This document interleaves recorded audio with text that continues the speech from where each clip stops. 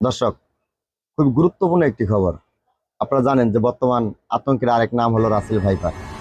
এই Russell viper এমন একটা অবস্থা মানুষের ভিতরে, এমন একটা ভয়ের আতঙ্ক সৃষ্টি করেছে যেটা আপনি কল্পনাও করতে পারবেন না। যাই হোক, আপনারা জানেন যে কয়েকদিন আগে একটি ভিডিও প্রকাশ পেয়েছে বা ভাইরাল হয়েছে, সেটি হলো জীবিত রাসেল ভাইপার কেউ ধরে এনে দেখাতে পারে তাকে 50,000 টাকা পুরস্কার দেওয়া হবে।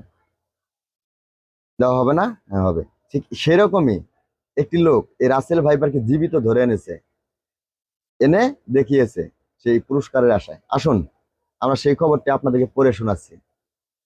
সেই খবরটি আপনাদেরকে আমি পড়ে শোনাচ্ছি।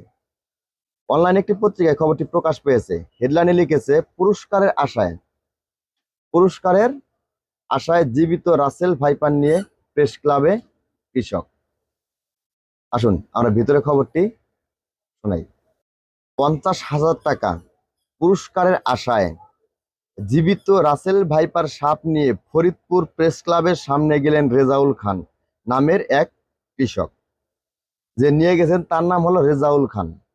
তিনি পেশায় একটা কৃষক, মাঝে মধ্যে মাছও ধরতেন। তিনি জীবিত রাসেল ভাইপার নিয়ে ফরিদপুরে প্রেস ক্লাবের সামনে গেছেন।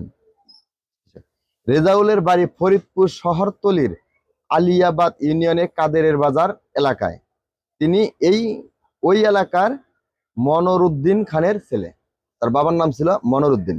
যাই হোক, শনিবার রাতে ফরিদপুর প্রেস ক্লাবের সামনে এসে জীবিত রাসেল ভাইপারটি সাংবাদিককে দেখান ওই কৃষক রাসেল, ওই কৃষক রেজাউল।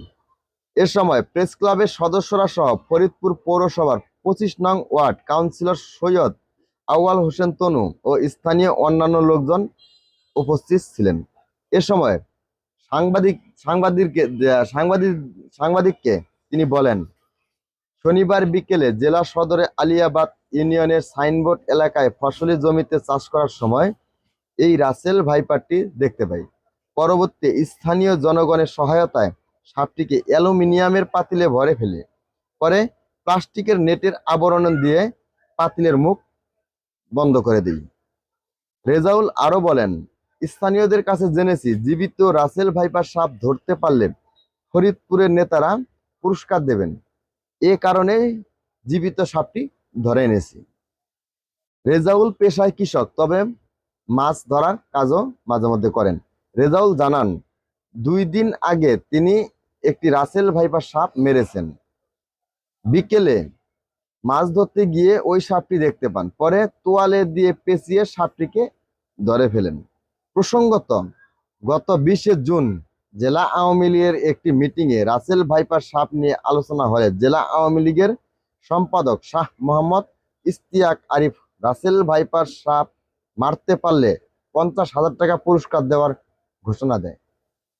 যদি মাইরা ফেলেন তখন 50,000 টাকা পুরস্কার দেবে, সেই ঘোষণা দেন। সেই ভিডিও সেই ভিডিও ছড়িয়ে পড়ার একদিন পরেই সেই অবস্থান থেকে সরে আসেন তিনি। পরদিন 21 জুন এক সংশোধনী বিজ্ঞপ্তি দেন। সেখানে তিনি উল্লেখ করেন, কেউ যদি রাসেল ভাইপার সাপ জীবিত ধরতে পারেন তাহলে তাকে 50,000 টাকা পুরস্কার দেওয়া হবে।